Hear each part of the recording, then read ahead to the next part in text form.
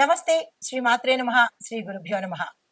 మనకి ఖగోళ శాస్త్రంలో 2025 మే నెలలో మనకి కొన్ని గ్రహాలు స్థానచలనాలు జరుగుతున్నాయి. అంటే ఒక రాశిలోంచి ఇంకొక రాశిలోకి, కొన్ని ఒకే రాశిలోకి జరగబోతున్నాయి. అయితే వీటిని వల్ల మనకి కొన్ని యోగాలు కూడా సంప్రాప్తమవుతాయి. మేషాది ద్వాదశ రాశుల వారికి వారి వారి స్థానాలను బట్టి కొన్ని కొన్ని యోగాలను ఇవ్వబోతున్నారు. అయితే ఈ యోగాలు ఏ యోగము అంటే ప్రతిదానికి మనకి ఒక్కొక్క యోగం ఉంటుంది. గజకేసరి యోగము, నెక్స్ట్ మహాలక్ష్మి రాజయోగము, రాజయోగము, ఇలాంటి యోగాల పేర్లు మనకి ప్రతిదీ ఒక్కొక్కసారి వచ్చే యోగానికి ఒక్కొక్క పేరు పెడుతుంటాము. అంటే మనకి అలా జరుగుతూ ఉంటుంది. అయితే ఇప్పుడు మనకి మే నెలలో 2025లో కొన్ని గ్రహాలు మనకి ఒక చోట ఏర్పడ్డము, వాటి వల్ల మంచి మంచి యోగాలు ఏర్పడము జరుగుతోంది. అయితే ఈ యోగాలు జాతక చక్రంలో 3, 6, 10, 11 స్థానాల్లో ఈ గ్రహాల యొక్క కలయిక జరుగుతోంది. అయితే ఈ 3, 6, 10, 11 స్థానాలు ఒక్కొక్క స్థానము ఏమిటి అనేది మీకు కొంచెం తెలియాలి కాబట్టి, మూడో స్థానము అంటే కనుక అంటే మనకి ఈ జాతకుడికి ఈ 3, 6, 10, 11 స్థానాల్లో కనుక ఈ గ్రహాల సంయోగం జరిగితే వాటిని ఉపచయన స్థానాలు అని అంటారు. ఈ 3, 6, 10, 11ని ఉపచయన స్థానాలు అంటారనమాట.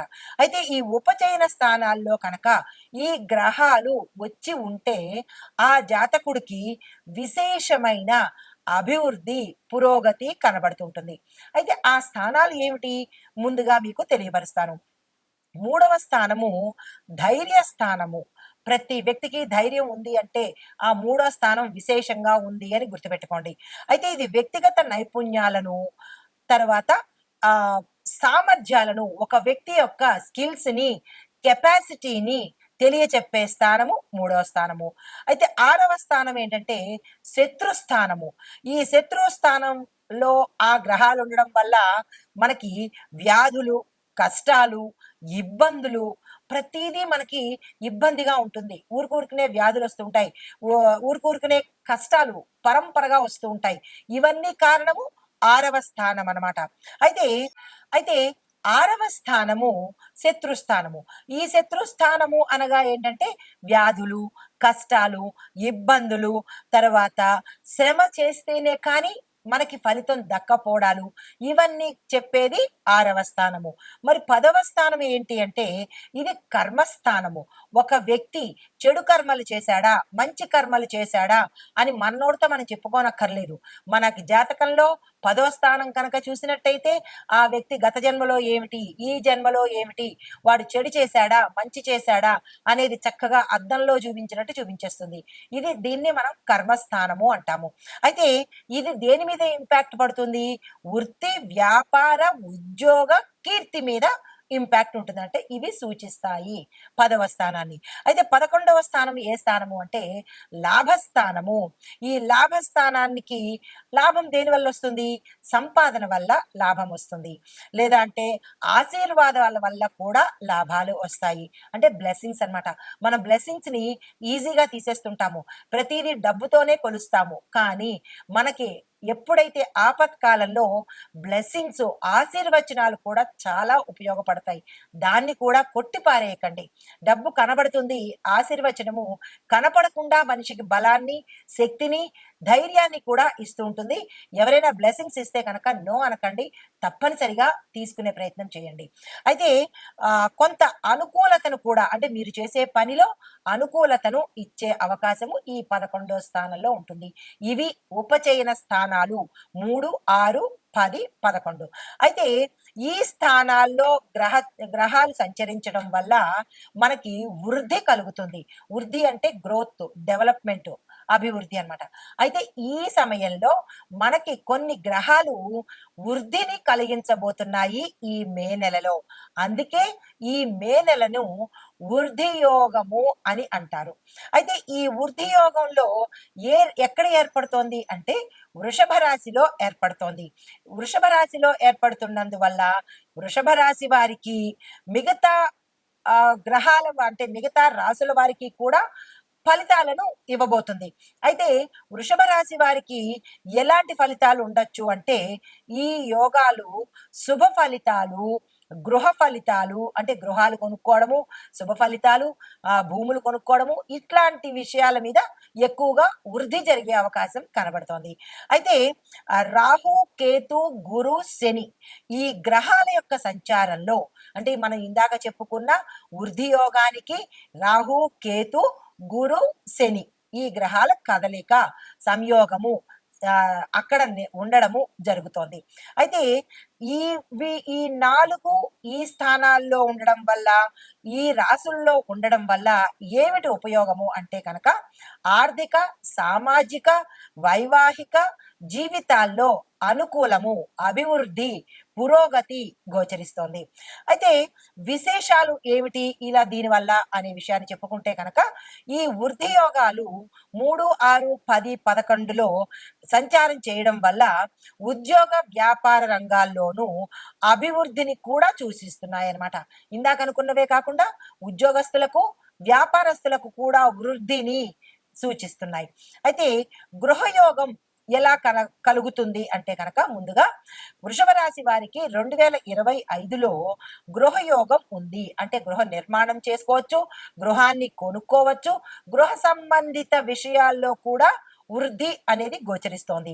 అయితే రాహు, కేతు సంచారాల వల్ల కొన్ని రాశుల వారికి ఆశించిన ఫలితాలు కూడా మీరు ఏ ఫలితాలైతే ఆశిస్తారో అన్ని రంగాల్లో ఉన్న వాళ్ళకి ఆ ఫలితాలను అందజేయబోతున్నారు ఈ రాహు, కేతువులు. అయితే మరి గురు సంచారం యొక్క ఉపయోగం ఏమిటి? గురు ఏమిస్తున్నాడు అంటే గురు మే 15 తర్వాత తన సంచారంలో మార్పులు చేసుకుంటున్నాడు. దీనివల్ల ఏమవుతోందంటే కుటుంబ పరంగా ధనము, వ్యక్తిగతంగా వ్యాపార పరంగా ధనం రావడము, కుటుంబ జీవితాల్లో కలహాలు పోయి అనుకూలత రావడము, వివాహ పుత్ర సంతాన యోగాలు కలగటము ఇలాంటివి కుటుంబ పరంగా ఇవ్వబోతున్నాడు గురు సంచారం వల్ల. అయితే మరి శని సంచారం వల్ల ఏమిస్తున్నాడు అంటే మంచి మంచి మార్పులు మీరున్న స్థానం నుంచి విశేషమైన స్థానానికి ఏ రంగంలో ఉన్న వాళ్ళైనా సరే విద్యార్థుల దగ్గర నుంచి ప్రతి ఒక్కళ్లకు ఈ ఇందులో ఉండే వారికి వారు ఉన్న స్థానాన్ని మీరు గమనించుకోవచ్చు. నిన్నటి వరకు ఎక్కడ ఉన్నారు, ఇప్పుడు ఎక్కడ ఉంటున్నారు అనేది చిన్నగా మార్పులు అనేవి మీకు చోటు చేసుకుంటాయి. తర్వాత మరి సూర్యుడు, శని ఇద్దరూ కలిసి కూడా సంయోగం చేస్తున్నప్పుడు సూర్య శని సంయోగం ఏర్పడడం వల్ల హార్డ్ వర్క్ ఎవరైతే చేస్తారో వారికి కూడా ఈ సమయంలో విశేషమైన ఫలితాలు వస్తున్నాయి. అయితే మరి ఇంకొక యోగం కూడా మనం చెప్పుకోవచ్చు, గజకేసరి యోగం కూడా. ఈ గజకేసరి యోగం కొన్ని రాశుల వాళ్ళకి శుభ ఫలితాలు ఇస్తుంది, మరికొన్ని రాశుల వాళ్ళకి మిశ్రమ ఫలితాలు కూడా ఇవ్వబోతోంది. అయితే శుభ ఫలితాలు ఎక్కడిస్తున్నాయి అంటే కనుక ఉద్యోగ వ్యాపార రంగంలో ధన లాభము, వైవాహిక జీవితంలో సుఖ సంతోషాలు, వివాహ యోగము, సంతాన యోగము, గృహ నిర్మాణము, ఆరోగ్య సమస్యల నుంచి విముక్తి కలగటము ఇటువంటివన్నీ కలుగుతాయన్నమాట. అంటే ఈ వృద్ధి యోగంలో గజకేసరితో యోగాలకు ఎలాంటి భోగాలు యోగాలు కలుగుతున్నాయో అలాంటి ఫలితాలనే ఇందులో కూడా మనము చూడబోతున్నాము. అయితే కొన్ని రాశుల వాళ్లకు సమస్యలు కూడా వస్తున్నాయి. ఎక్కడైతే బాగుందో దాని వెనకాల సమస్య కూడా ఉంటుంది కదా. అయితే దీనిలో సమస్యలు ఉన్నప్పటికీ దాన్ని పరిష్కారం చేసుకునే శక్తి, చేసుకునే అవకాశము కూడా ఈ గ్రహాలే మీకు ఇస్తున్నాయి. మీరు కేవలం నిమిత్త మాత్రలు అన్నమాట. కానీ ఆ శక్తి మీది కాదు, ఆ గ్రహాలు ఆ కష్టం నుంచి తీసి ఇచ్చేది గ్రహాలే. దాన్ని తీసేందుకు శక్తిని ఇచ్చేది కూడా ఆ గ్రహాలే. కాబట్టి మీరు భయానికి లోనవ్వక్కర్లేదు, టెన్షన్కి లోనవ్వక్కర్లేదు, ఏమైపోతుందో అన్న బెరుకు కూడా మీకు అక్కర్లేదు. అయితే ఈ వృద్ధి యోగము జ్యోతిష శాస్త్ర పరంగా చూసినట్టయితే కనుక చాలా శుభప్రదమైన యోగము. ఈ యోగము ఆర్థికంగాను, వ్యాపార పరంగాను, ఆరోగ్య పరంగాను, కుటుంబ సౌఖ్యం పరంగాను, విద్య ఉద్యోగ విషయాలలో విశేషమైన వృద్ధి గోచరిస్తుంది. అన్ని రాశుల వాళ్ళకి ఉంటుంది. ఎక్కువగా వృషభ రాశిలో వారికి కొంచెం ఎక్కువ ఉంటుంది కాబట్టి వారికి మంచి ఫలితాలు ఒకంత ఎక్కువగా ఉంటాయి మిగతా వారికన్నా. అయితే ఈ సమయాన్ని మనము వృద్ధియోగం అని అనుకున్నాము. అది మే నెలలో స్టార్ట్ అవబోతోంది. అయితే ఈ మే నెలలో మరి ఒకటి బృహస్పతి అంటే గురువు మేషరాశిలో ఉన్నాడు కాబట్టి, అంటే ఇప్పటి వరకు మేషరాశిలోనే ఉన్నాడు. మేషరాశి మేషరాశిలో ఉన్న ఈ గురువు ఉచ్చ స్థితిలో ఉన్నాడు. ఎప్పుడైతే ఉచ్చ స్థితిలో ఉంటాడో ఆ అన్ని రంగాలలో ఉన్న వారికి విశేషమైన ఫలితాలను ఇవ్వబోతున్నాడు.